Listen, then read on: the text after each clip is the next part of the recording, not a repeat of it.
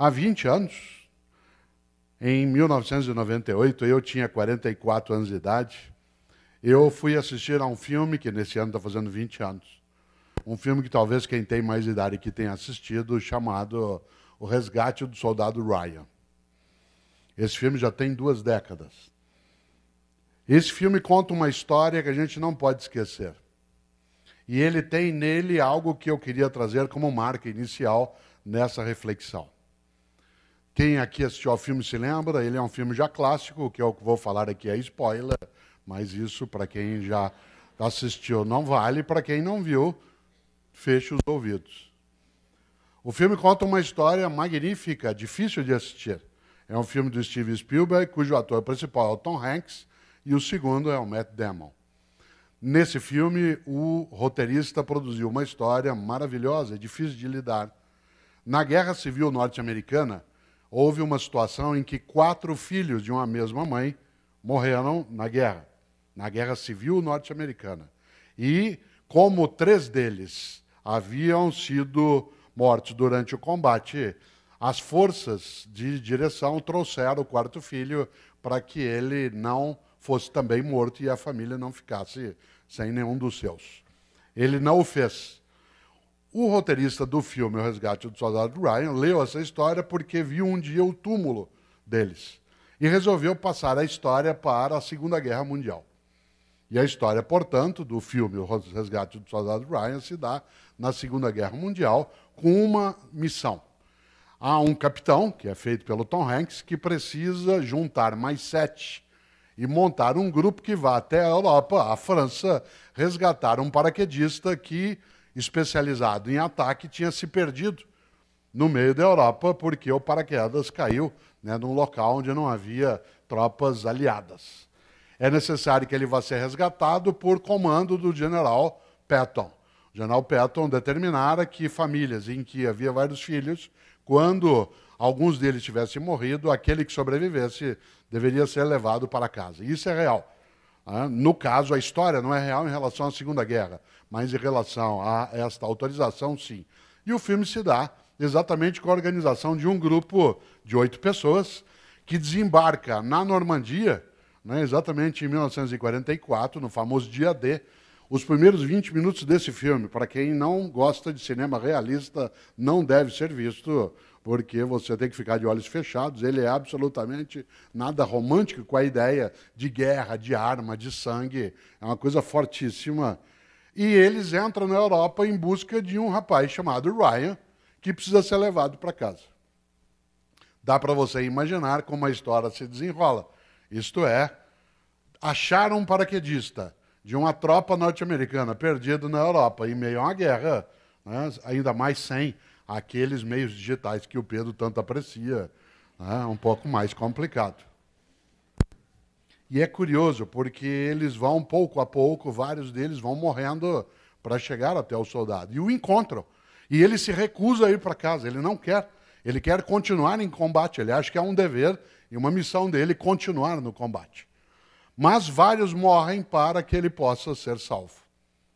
E uma cena inacreditável, dificílima de lidar, é a cena quase final, em que o capitão, feito pelo Tom Hanks, ele está morrendo, porque ele enfrenta um tanque dos nazistas. E ele perece exatamente nesse combate. Pouco antes de morrer, enquanto ele está deitado, encostado numa mureta, quase já no final, o Ryan vai até ele. O jovem de 18 anos vai até ele. E o capitão, segura o Ryan pela gola do uniforme, olha para ele, um pouco antes de morrer, e diz: faça por merecer. Faça por merecer. E o filme vai até o final com algo fortíssimo, que é o Ryan, já idoso, no cemitério, visitando o túmulo do capitão. Enquanto ele está orando pelo capitão, a família dele está mais à distância, ele já bastante idoso, ele termina, ele dialoga com o capitão, agradecendo, claro, com o túmulo, faz continência e chama a esposa dele, que vem pouco a pouco, ele segura na mão dela e pergunta: eu fiz por merecer? Essa é uma das questões mais difíceis que a gente pode ter de lidar. Quando esse título da reflexão aqui hoje é "Se você não existisse, que falta faria?", em última instância, a grande pergunta é: fazemos por merecer? Por merecer a existência, a vida, esse mistério magnífico do qual nós participamos e não conhecemos toda a razão? Essa vida que nós partilhamos com outras formas de vida, será que nós a desperdiçamos, a colocamos fora? Cada vez que eu vejo e revejo a cena, eu me lembro dessa pergunta que ecoa dentro de mim. Sem ser aqui dramático em excesso, sem ser também piegas, a frase é muito forte. Se alguém grudasse na gola do meu casaco e tivesse morrido quase, como aconteceu, com vários outros, para que eu pudesse viver, e dissesse no último suspiro, faça por merecer. Isso é forte demais. É interessante, porque as homenagens que a gente recebe, elas, vez ou outra, nos levam exatamente a pensar isso. Será que nós fazemos por merecer? Merecer o quê? A amizade que partilhamos, a solidariedade que nos oferecem, a alegria que a gente pode ter, os momentos também de fraternidade que se tem, aquilo que é para nós uma condição de existência que não necessariamente é colocada com outras e outros. Às vezes eu termino uma palestra e a pessoa, para me elogiar, sem querer, ela vem e me ofende. Claro que a intenção é elogiosa, mas ela vira e se cortela. Você tem o dom da palavra. Me dá uma raiva quando a pessoa fala isso. Claro que eu quero ser elogiado. Claro que eu gostaria que ela dissesse, você fala bem, eu gosto desse elogio. Mas o dom da palavra significa o quê? Que eu não tenho mérito nenhum? Que eu não fiz nenhum esforço? Que Deus me chamou e falou, vem aqui, menino, você vai falar em público? Faz 62 anos que eu estou na escola. 62, como aluno e professor. Para eu escrever 35 livros, eu tive que ler mais de 10 mil livros na minha vida. Cada dia eu estou num lugar aprendendo, voltando, errando, fazendo de novo, tendo que lidar com aquilo que eu não conhecia, me equivocando, voltando atrás, corrigindo, aprendendo, sentando para ver palestra de outras pessoas. E depois disso tudo a pessoa disse, você tem o dom da palavra. Arthur Moreira Lima, um dos nossos maiores pianistas, um homem magnífico. Certa vez ele terminou um concerto do Palácio das Artes, em Belo Horizonte, lá na Afonso Pena, e maravilhoso, como sempre. E quando ele terminou, um jovem de uns 30 anos chegou para ele e disse assim, eu adorei o concerto do senhor. Eu daria a vida para tocar piano assim. Ele respondeu, eu dei a vida. Foram mais de 40 anos, 8, 10 horas por dia. Claro, o que é que o Arthur Moreira Lima tem, que deve ter nascido com ele? Uma capacidade de percepção auditiva que é mais forte. Assim como aqui nesse auditório, há pessoas que nasceram com uma sensibilidade de paladar um pouco mais apurada do que de outros. Há pessoas aqui que sabem quando a comida está pronta pelo ruído, pelo chiar da comida, outros pelo aroma. Há pessoas aqui que têm uma capacidade de visão espacial melhor do que outros. Nasceu assim, mas assim nascido, se não tivesse desenvolvido, não tivesse a ocasião, a possibilidade, a circunstância, ficaria com aquilo guardado. Por isso, atenção, será que liderança é um dom, uma virtude? Liderança conta com elementos de base de nascimento, mas ela precisa ser desenvolvida. Às vezes me perguntam, como é que você aprendeu a liderar uma palestra, uma aula, uma sala, um grupo? Você nasceu assim? Falei, claro que não. Aí eu conto uma história que eu vou trazer. Eu nasci em Londrina, no Largo do Paraná, eu sou caipira Pé Vermelho, que é o nome que nós daquela região nos damos. Me mudei com a família para São Paulo no final do ano de 1967. Esse ano eu estou fazendo 50 anos que eu estou em São Paulo. No mês de dezembro de 1967, minha família de orientação católica, quando nós chegamos em São Paulo, mudando para a capital, numa sexta-feira, vindo de Londrina, no domingo a família resolveu ir à igreja. Uma igreja próxima à minha casa, em que a gente acabara de se mudar. A gente se mudou para a Avenida Angélica, em São Paulo, e próximo, numa das travessas, na Rua Maranhão, tem uma igreja católica chamada Santa Terezinha. E nós fomos todos para a igreja juntos. Eu, caipira, sentei no primeiro banco. Queria ver a igreja, São Paulo, gente nova. O padre começou a missa dizendo, Como vocês sabem, terminou agora, o ano passado, o Concílio Vaticano II, e a partir de agora, a orientação da Igreja é que os cultos serão feitos, primeiro, no idioma nacional. Quem é mais idoso aqui se lembra que até 1966, a missa católica era em latim, com o sacerdote de costas. Em 66, com a mudança, o sacerdote passou a ficar de frente e o culto passou a ser no idioma local. Isso é uma mudança significativa e o padre nesse dia diz, e aproveitando essa sequência, a partir de agora, não é só o sacerdote que vai poder ficar aqui no altar. Haverá a possibilidade de um leigo, na época só homem, que ele venha até aqui ao altar fazer uma leitura. E nós vamos começar hoje com a possibilidade do leigo fazer uma leitura na missa. Menino, vem aqui.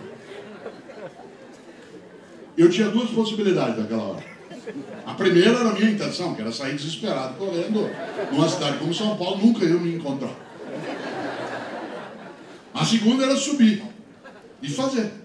E eu tremendo, subi, peguei o folheto que ele pediu para eu ler, por meu azar, uma carta de Paulo aos Tessalonicenses. Eu já enrosquei ali. Fiz uma segunda bobagem. Em vez de apoiar o folheto na estante, eu fiquei segurando com a mão.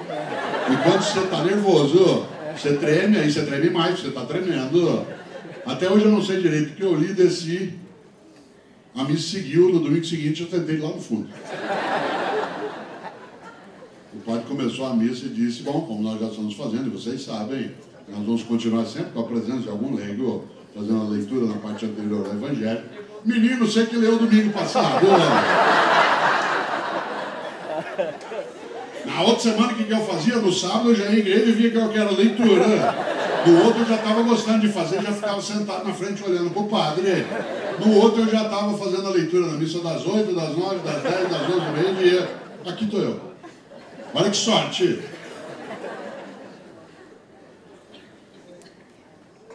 Que coisa.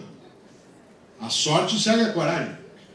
Mas por outro lado, para que se possa liderar, é preciso entender que você não nasce pronto. Diz, é óbvio. Muita gente diz, eu não consigo liderar nada. Quero lembrar uma coisa, a liderança não é um dom, ela é uma virtude, isto é, ela é uma possibilidade intrínseca. Uma virtude o que é? Aquilo que é virtual. Uma rosa está virtualmente contida numa semente. Uma planta está virtualmente contida num broto. Um ser humano está virtualmente contido num embrião, num blastocisto. Virtual, se não der sequência, perece. Mas é uma possibilidade. Por isso, se liderança é uma virtude, não um dom, pergunta óbvia, a resposta nem tanto. Se liderança é uma virtude, quem é que pode liderar? Qualquer um e qualquer um. Atenção, qualquer um e qualquer uma pode liderar alguma coisa, mas nenhuma e nenhum de nós lidera qualquer coisa.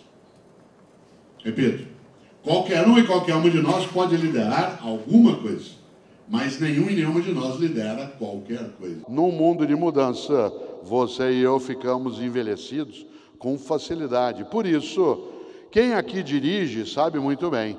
Quando você está dirigindo, o teu carro tem para-brisa e retrovisor. Mas você já notou uma coisa, o retrovisor é menor do que o para-brisa. Porque passado é referência, não é direção. Passado é referência. Tem gente na vida que dirige com um retrovisor desse tamanho e um para-brisa pequenininho. E fica, no meu tempo, se eu pudesse, aqui não é mais assim. Precisa coragem, mas acima de tudo, precisa humildade. Humildade para saber que a gente não sabe todas as coisas. Humildade para saber que eu preciso estar permeável àquilo que eu tenho que alterar. Insisto, não é tudo que eu altero, mas aquilo que eu preciso alterar é preciso fazê-lo. Olha só, eu sou da área de filosofia. Sócrates é uma marca do pensamento filosófico, a tal ponto que a filosofia antiga é dividida em pré-socrática, socrática e pós-socrática. Sócrates é um exemplo de humildade na trajetória, uma pessoa que não envelheceu a cabeça, mesmo tendo ficado idosa. Aliás, quem é professor aqui, como eu, de filosofia, a gente faz uma coisa em sala de aula no primeiro dia de aula. para pegar gente arrogante. Conhece gente arrogante? Gente arrogante é gente que acha que já sabe, que já conhece tudo, que não precisa mais aprender. É aquela pessoa que tudo que você fala, ela já viu. Você fala de uma cidade, ela já foi. Você conta de um filme, ela já assistiu.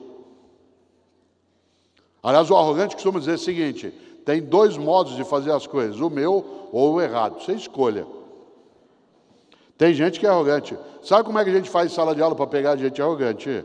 No primeiro dia de aula, eu digo, gente, para fazer um levantamento, eu queria saber, por favor, quem aqui já leu algum livro do Sócrates? Sempre tem um que levanta a mão.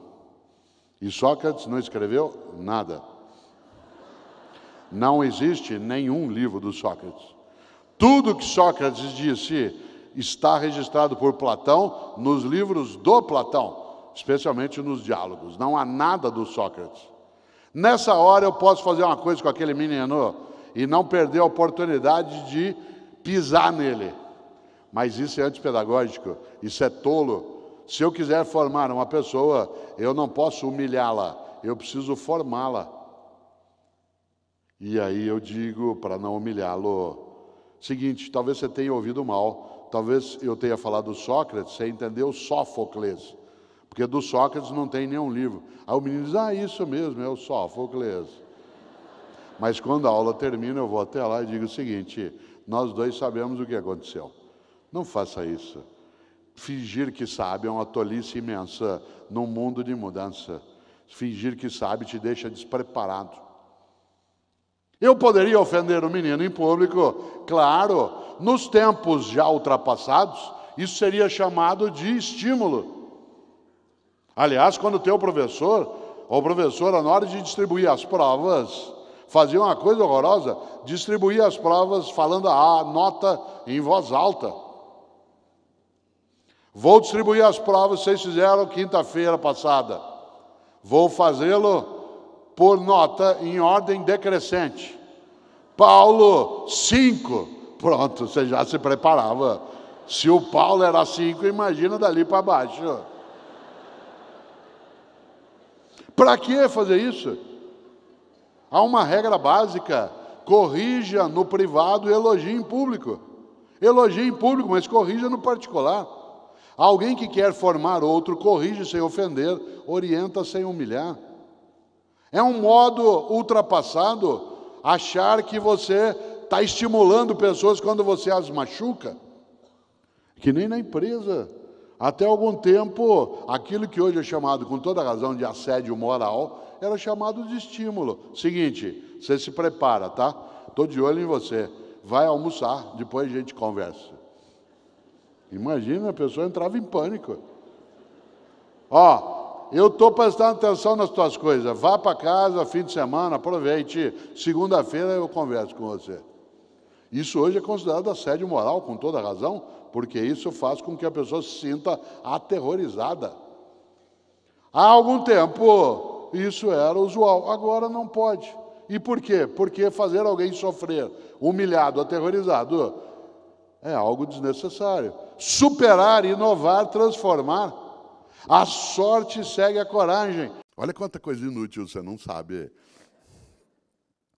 Interessante, porque é gostoso quando a gente sabe aquilo que a gente ainda não sabe, a gente começa a saber aquilo que precisa. E às vezes a gente não precisa saber todas as coisas, porque nem tudo está conectado àquilo que é o nosso projeto de vida, desde que você tenha um projeto de vida. Porque se você não tiver, a gente desaba dentro daquilo que escreveu um dia um estupendo, um maravilhoso, professor de matemática do século XIX, um britânico que muita gente aqui conhece, chamado Charles Dodson. Charles Dodson aqui, todo mundo deve conhecê-lo pelo nome de Lewis Carroll, que é o pseudônimo que ele adotou para escrever livros de filosofia sob a capa de serem infantis.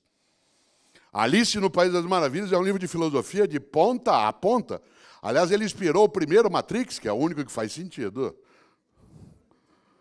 Se vocês se lembram do Matrix, ele se inicia como se inicia Alice.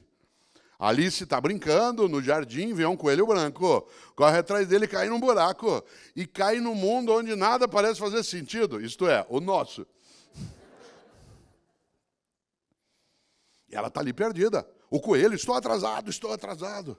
A rainha, que manda cortar a cabeça toda hora, corta-lhe a cabeça. E uma hora Alice está ao lado da rainha numa execução, e ela diz, mas por que ela está sendo, porque essa pessoa está sendo executada? Ela disse, não sei. Falei, como? É que hoje é a execução, amanhã vai ser o julgamento, depois da manhã é o crime. Ela disse, isso não faz sentido. Ela disse, aqui faz. Olha só, Lewis Carroll, um professor de lógica e matemática, que foi capaz de construir coisas, mas que nos alertou para algo que todo mundo aqui um dia leu, Lewis Carroll, ou assistiu os desenhos ou filmes, se lembra, que é a maior personagem que você e eu temos que conversar com os nossos filhos e netos. Meus 4 netos, eu gosto de lembrar que eu vou falar com eles sobre isso um dia, que é a personagem mais genial para pensar a vida, as gerações em ebulição, que é o gato. O gato, aquele gato que fica lá em cima, né, que tá sempre, só aparece o sorriso dele, às vezes só o rabo. Você se lembra que uma hora ali está perdida naquele lugar, não sabe onde está? O Matrix se inicia exatamente com isso. O Keanu Reeves, a personagem que ele faz chamada Neo, né, o novo, né, em latim, o Neo, ele está parado diante de um computador e começa a piscar a tela, Follow the White Rabbit. Naquela hora toca a campainha, ele vai abrir, tem um grupo de pessoas, entre elas uma mulher com um coelho branco tatuado. E aí tudo começa e vai na direção de uma grande pergunta, quer dizer, qual vida você quer? Aquela vida que é ilusória, que é dissimulada, que é apenas mera representação, ou você quer uma vida consciente, deliberada, em que você não é servil, não é robótico, não é alguém que perdeu sua autonomia ou liberdade.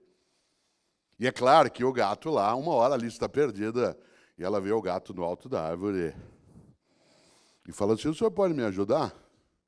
E o gato, com aquele jeito tranquilo, ele diz, claro. Ela falou, para onde vai essa estrada? O gato fez a grande pergunta da vida, que é, para onde você quer ir? E ela falou, eu não sei, eu estou perdida. Ele disse, para quem não sabe para onde vai, qualquer caminho serve. Para quem não sabe para onde vai, qualquer caminho serve. Portanto, a grande reflexão a ser feita é, para onde a gente quer ir? Com as nossas opções, nossas escolhas, numa vida que até pode ser curta, né, mas não precisa ser pequena de maneira alguma.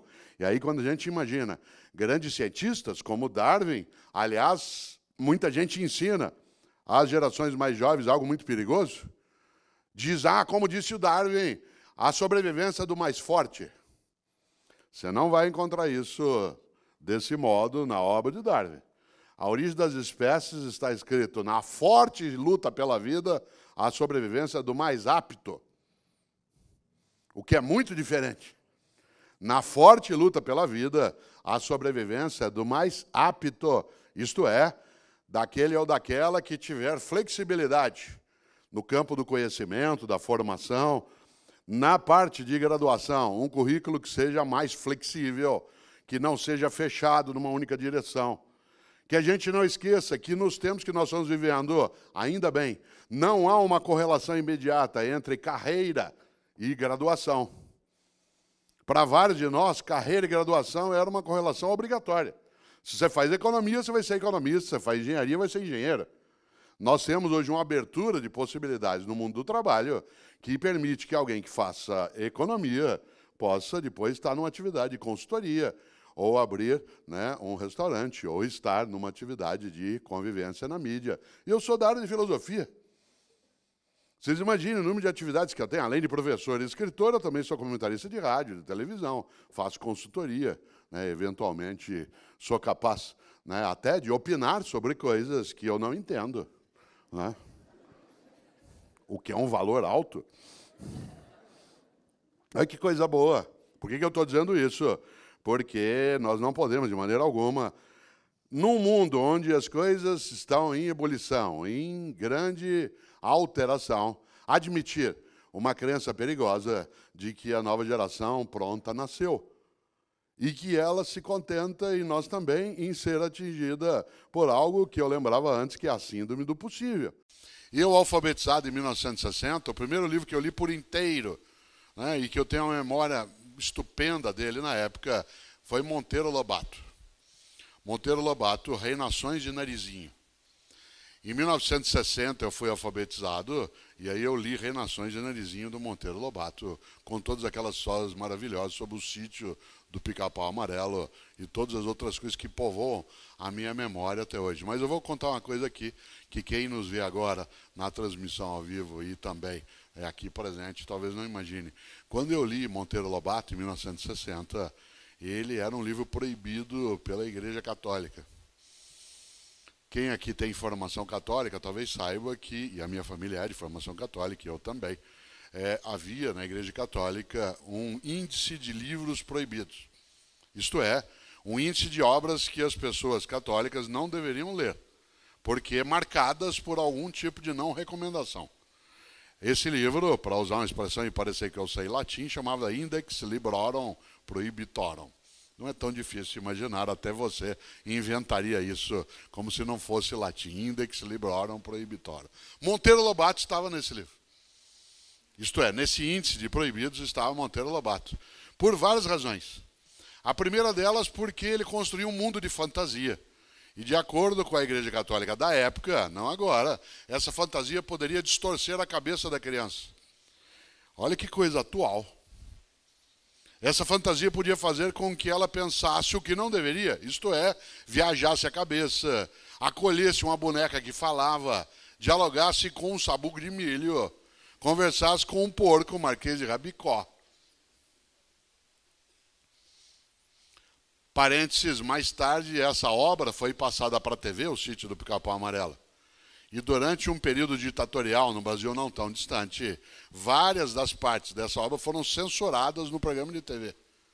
Entre elas porque há momentos na história em que ela encontra Peter Pan, encontra a fada Sininho, e a fada Sininho ela conseguia voar usando um pozinho que ela jogava nas asas. E na interpretação da censura, esse pozinho sugeria outro pozinho. E a outra coisa dentro da obra de Monteiro Lobato é que havia ali uma relação que hoje às vezes é debatida, que era ter ali Dona Benta, que tomava conta de todos, que era uma senhora, e a outra, que era assim, a Anastácia, que era uma pessoa negra numa atividade secundarizada. Mas uma pessoa negra que, naquela obra de Monteiro Lobato, no contexto da época, numa postura ainda secundária, ela discutia com Dona Benta, ela falava, e de acordo com a censura, nos anos 1970, essa discussão entre uma mulher branca, que era Dona Benta, e uma mulher negra, que era assim, a Anastácia, podia sugerir algo que no Brasil, segundo eles, não existia, que era racismo. É interessante. No entanto, li eu essa obra várias vezes. Eu li várias coisas do Monteiro Lobato. E essa eu li com prazer porque era proibido. E quanto mais proibido, melhor. Eu nunca esqueço, fazendo um parênteses dentro do parênteses, um dia eu estava lendo uma obra do Stendhal. O Stendhal tem várias coisas magníficas na literatura, a Cartucha de Parma, o Vermelho e o Negro, mas ele tem uma descrição de uma cena numa obra que você vai entender, é gostoso demais. A cena é uma princesa no alto de um castelo, na torre, numa noite de um calor insuportável, a princesa está tomando um sorvete delicioso. E aí a personagem, feita pela princesa, diz assim, pena que não é pecado. Olha que coisa deliciosa. Se aquele sorvete, além de tudo, fosse pecado, ia ser muito melhor naquele calor, naquele horário, naquele momento. A literatura faz isso com a gente, na filosofia, na ciência, na arte. Ela mexe com a nossa emoção, ela nos surpreende. E Monteiro Lobato, ele criou uma expressão, não só ele criou uma editora, que foi a Editora Nacional, que percorreu parte da trajetória no Brasil, como ele fez a campanha pela fundação da Petrobras.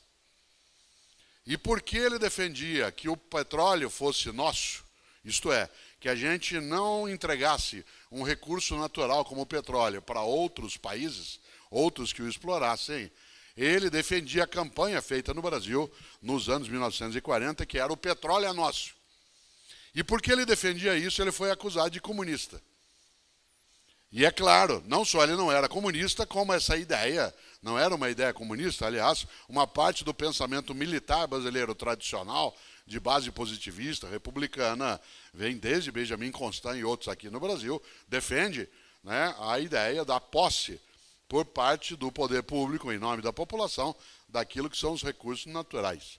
Mas ele, o Monteiro Lobato, foi censurado porque acusado de comunista não podia ser lido por católicos. A acusação de alguém ser comunista, ela é muito comum até hoje. Ela persiste como se isso fosse uma chaga, que a pessoa não pudesse pensar como ela é, o jeito que ela imagina. Interessante. O Monteiro Lobato, mais tarde, esse índex foi desmontado e ele dali saiu. E eu conto essa história porque, sobre o Monteiro Lobato, eu tenho um relato que eu gosto de lembrar. Tem a ver com leitura, tem a ver com livro, tem a ver com o fato de que o Monteiro Lobato não só fundou uma editora, né, como ele criou um lema, que é uma frase que circula pelo país todo, que, aliás, deveria ser retomada agora, que é: um país se faz com homens e livros. Claro que a expressão, na época, usava homem no sentido de humanidade, né, de seres humanos. Mas a frase é dos anos 1940, tem que ser olhada no seu tempo. E a frase dele, repito, é: um país se faz com homens e livros. Aliás, uma frase bem atual, né, para também os nossos momentos. E é curioso porque eu fui secretário de Educação na cidade de São Paulo, e no ano de 1991, eu fui visitar uma escola na periferia de São Paulo, que tinha, durante o dia, turmas regulares de ensino fundamental, e à noite, no horário noturno, nessa escola, numa área bem distante da área central da cidade, funcionava uma escola de educação de jovens e adultos, num projeto criado pelo professor Paulo Freire, que foi o secretário antes de mim, chamado MOVA, que era o Movimento de Alfabetização de Jovens e Adultos. Esse MOVA, que existe em vários locais no Brasil, existe ainda, mesmo depois de mais de 25 anos, né, em várias regiões, ele fazia educação de jovens e adultos. Quando eu cheguei na escola, era de manhã, eu vi um casal de idosos cuidando do jardim. Cuidando do jardim. Cuidando das flores, das coisas. E eu cheguei para eles e falei assim: vocês estão cuidando do jardim? Vocês trabalham aqui? Eu achei estranho porque parecia... Eu não sabia a idade naquela hora, mas pareciam bem idosos. E eles disseram não. Falei: como é que vocês chamam? Falei: nós somos casados. Eu me chamo João e ela se chama Maria. Nossa, parecia uma história, João e Maria. Falei: quantos anos o senhor tem, seu João? Ele falou: eu tenho 90 anos. E a senhora, dona Maria? Eu tenho 88. Falei: o que vocês estão fazendo se vocês não trabalham na escola? Só nós estamos cuidando do jardim. Sabe por quê? Porque essa escola faz com a gente uma coisa maravilhosa. Ela está nos ensinando a ler e escrever. A gente frequenta à noite aqui as aulas. E como a gente está sendo ensinado, a gente queria retribuir. E o nosso jeito de retribuir, o que a escola faz por nós, é cuidar do jardim. Você já imaginou? Falei: que ótimo! E aqui tem uma brincadeira muito forte, porque, não sei se você sabe, quando a gente reúne vários textos, várias ideias, vários contos num único livro, o nome que se dá é antologia. Antologia. E o nome antologia não é casual, porque no grego antigo, antologia significa ramalhete de flores. Da onde vem, por exemplo, uma flor que muitos conhecem, que é antúrio. A noção de antologia é quando você reúne várias flores num lugar. E os dois estavam ali cuidando do jardim da escola, cuidando das flores. E eles cuidavam das flores, sabe por quê? Porque eles queriam retribuir o que se fazia para eles. Claro que ali havia um desvio de interpretação política. Eles não tinham que retribuir. Eles tinham que receber da parte dos governos, inclusive do meu, como eu estava, desculpas por não terem sido alfabetizados, embora, como cidadãos, pagassem os tributos e não recebessem o serviço de educação escolar de volta. Mas eles queriam. Muito simpática a ideia. Faziam isso com gosto. Eu falei: que ótimo. Falei: seu João, por que o senhor está se alfabetizando agora, aos 90 anos de idade? Obviamente que ele já faleceu, estou falando de alguma coisa que aconteceu em 1991, ela também. Eles disseram: sabe o que é, moço? Sabe, eu queria aprender a ler e escrever porque eu queria ser engenheiro. Na hora eu fiz todas as contas. Engenheiro. Ele estava fazendo uma coisa que na época a gente chamava de suplência 1. Depois ele teria que fazer suplência 2, suplência 3. Depois ele teria que fazer, né, vestibular, entrar na universidade. Claro que ele não seria engenheiro. a probabilidade ia ser muito reduzida. Mas não tem importância. Ele sonhava. Ele sonhava. Aos 90 anos ele sonhava em ser engenheiro. A condição social dificultaria, o analfabetismo dificultaria, mas não tinha importância. Para ele, ele ia toda noite à escola, porque aos 90 anos ele ia ser engenheiro. Ele tinha um sonho que ia adiante e ele ia atrás. E porque ele sonhava em ser engenheiro, ele achava, com toda alegria, que aquilo seria possível, de manhã ele cuidava das flores na escola gratuitamente, para poder enfeitar o lugar onde ele poderia um dia ser engenheiro. E eu falei para ele, e a senhora, dona Maria? Claro que eu demorei para deglutir o que ele disse. Falei, e a senhora está se alfabetizando agora, com 88 anos, por quê? Ela falou, sabe o que é, moço? E eu trabalhei, quando eu era menina, logo depois dos 12 anos de idade, eu trabalhei muitos anos na casa de um homem que escrevia livro. E eu cozinhava para ele, desde menina. E ao cozinhar para ele, ele adorava a minha comida. E eu nunca pude ler nenhum livro dele. E eu queria aprender a ler para poder ler um livro dele. Eu falei, como é que é o nome desse homem? Ela falou, Monteiro Lobato. Eu quase caí para trás. E naquele momento me deu uma coisa equivocada, que foi uma raiva imensa do Monteiro Lobato. Por que equivocada? Porque Monteiro Lobato estava no seu tempo, estava no seu momento. Mas um homem que escreve que um país se faz com homens e livros, que funda uma editora, que cria um mundo de fantasia, eu queria cobrar dele, em 1991, uma coisa que em 1940 não aconteceria. Seria uma coisa que eu dizer, né, que Aristóteles era machista, porque lá na sua obra política, há 2.500 anos, ele diz que as fêmeas sempre são secundárias. Eu não posso dizer agora que Aristóteles é machista. Eu posso dizer de mim, se eu falar isso, que eu sou machista. Mas não posso dizer isso do Aristóteles. O pensamento dele está numa outra época. Eu demorei para engolir direito a história de que o Monteiro Lobato havia feito isso. E ela aprendeu a ler, porque ela viveu mais um tempo, e eu sei isso, porque na época a gente foi buscar uma parte dessa história. Ela aprendeu a ler e leu também Monteiro Lobato. Ele queria ir ao jardim de manhã para retribuir o fato de estar sendo alfabetizado. Ela queria aprender a ler para poder ler os livros do homem para o qual ela cozinhava, porque ele gostava da comida. Cada um tem seus motivos na literatura, na escrita. Há pessoas que escrevem para falar com os outros, há pessoas que escrevem para falar consigo mesmo. Eu não dirijo. Eu não tenho carteira de motorista. Por quê? Porque eu não quero. Olha que motivo interessante. Eu não quero. Tem gente que fala para mim assim, mas você não dirige? Eu falo, não dirijo. Não boto ovo, não fabrico rádio. Tem um monte de coisa que eu não faço. Ela olha para mim com espanto. Aliás, quando eu saí da cirurgia do centro cirúrgico, eu fiz a cirurgia de joelho há 3 meses, o cirurgião, quando eu estava voltando da anestesia, disse assim, professor, daqui a 4 meses o senhor poderá dirigir. Falei, nossa, que cirurgia magnífica. Nunca eu pude fazê-lo. Agora poderei fazê-lo. Que efeito maravilhoso. Ele não sabia que eu não dirigia e nem supôs que eu o fizesse. Olha que coisa.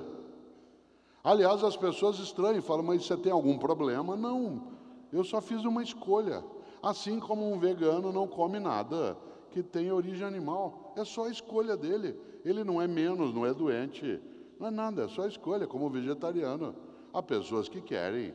Eu não sou obrigado a aderir ao mudancismo, mas tem coisa que eu mexo. Eu não tinha Instagram até o início desse ano. O Pedro me insistiu imensamente. Começamos, já tem 1.200.000 pessoas.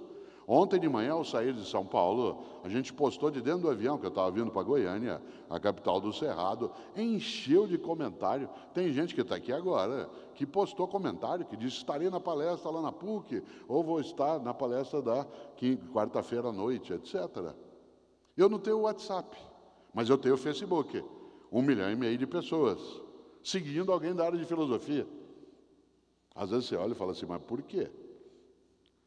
Porque hoje há toda uma mudança em que as pessoas entendem, sim, a tecnologia como necessária, mas ela, vez ou outra, perturba, incomoda, ela pode até te adoecer ou a mim, No meu escritório tem uma plaquinha que eu ganhei da Fernanda, minha assistente, fica bem na minha sala, que é assim: não temos Wi-Fi, conversem entre vocês.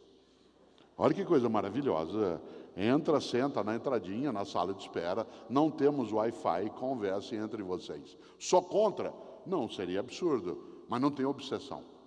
Por exemplo, eu não tenho WhatsApp e não quero. Meu escritório tem, é importante, mas para mim não dá. Eu vivo o tempo todo em rádio, em TV, eu sou da TV Cultura, faço coisas na Globo, sou da Rádio CBN, aliás, entro aqui em Goiânia amanhã, 6h28 da manhã, né, se você estiver ouvindo.